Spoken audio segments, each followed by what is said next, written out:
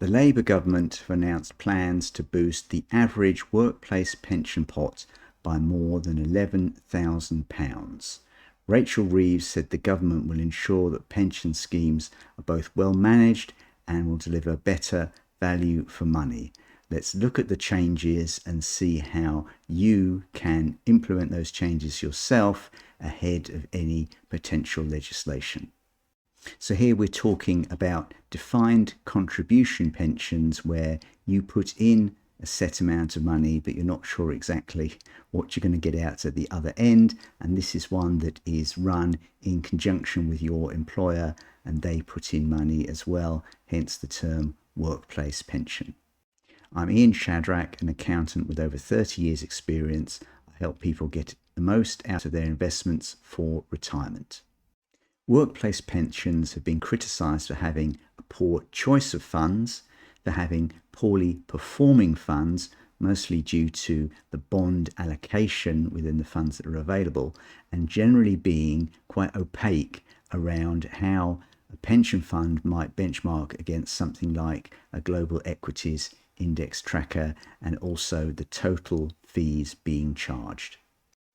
There's been talk for some time about workplace pensions being linked to the employee and not the employer. This would mean that you'd only have one workplace pension for life, and you'd simply take it with you to the new employer when you change jobs, a bit like how you take along your packed lunchbox. This would mean that you could easily see what is in your pension portfolio, and you can't lose pensions from decades ago with some company you can't even remember their name. So the Labour government plan would involve automatically consolidating small pension pots, but you can do this yourself. All you need to do is phone up old pension providers, give them your national insurance number and your current address, and they'll write to you with the details for a pension consolidation. If you don't know the pension provider, you can always use the free pension tracing service from the UK government, and I'll put a link in the description. So why are workplace pension schemes such poor performers? Well, one possible explanation is that there is pension tapering, and those earning over £360,000 a year can only put £10,000 in a pension pot instead of £60,000. This means that in large companies, the senior executives put very little of their wealth into the pension scheme, so they don't really care that much about it. And default funds of workplace pensions are often based around the old logic of 60% equities and 40% bonds to smooth out returns, so you've got a greater probability each year when you look at your pension statement of seeing an increase in the value of your pension, even though that pension isn't growing by as much as it could do if it was 100% in equities. Under the Labour proposals, a value for money test will be introduced to help eradicate high fee, low performance pension funds. This could make it easier for workers to ascertain the true performance of their pension instead of the smoke and mirrors they normally see in their pension statements. Workplace pensions are important because they can end up becoming a large part of your wealth. Under automatic enrolment, you'll be in a workplace pension between the ages of 22 and your state pension age, or maybe sooner than that if you retire early, and you'll end up contributing 5%, your employer will contribute 3%, and you've got the possibility of additional voluntary contributions. So over time, that could really mount up. One popular provider for smaller companies is Nest, and here's a look at some of their pension funds. So they've got some quite confusing names, like who would want to invest in a lower growth fund?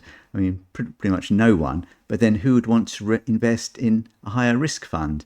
So people get very confused as to what they really want. And even the higher risk fund has some bonds within it. And it actually turns out, I think, that the Sharia fund is the only one that is 100% equities. But you wouldn't know that unless you had a detailed review of all of the literature. Here's a look at some charges from Scottish Widows, and some of them are just crazy. If you want the Scottish Widows cash fund, you have to pay 0.75%. And if you want a multi-manager select boutiques fund, a la St James's Place, you'll have to pay a whopping 1.92%. Of all the workplace pensions I've ever seen, I've never found one that's cheaper than, say, a global tracker with a low-cost platform such as Interactive Investor.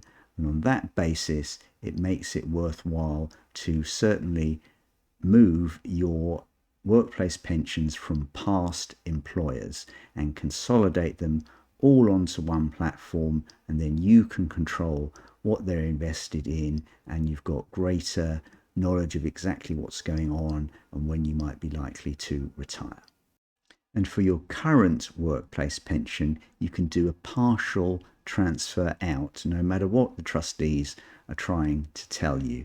You keep the workplace pension open, you leave it with, say, like £5,000 in it, transfer out the rest, and then each year you just transfer out your contributions and any growth. So it's still open, your employer is still contributing into it, but you've got control over the lion's share of the money that's invested. In this video, I'm just providing information. If you want further information, you can contact an organisation such as Pensionwise, funded by the government, and it offers free impartial advice to over 50s. It says it can help explain how to take money from your defined contribution pension pots. They'll explain how pensions work, the tax implications, and how to look for scams on TikTok. If you're under 50, you can use the MoneyHelper website, moneyhelper.org.uk, and they will give you some pensions guidance. You can web chat them or phone them, or you can probably give them a smoke signal and they might respond. So through consolidating and simplifying your workplace pensions, you could have lower fees and improved performance. And if that amounts to about 5% on a pension pot that is ultimately £220,000, then you would get to the £11,000 that the Labour government are claiming. So it is possible. You can either wait for the legislation and then some of these poor performers will hopefully be reprimanded, or you can take control now and get the benefits much sooner.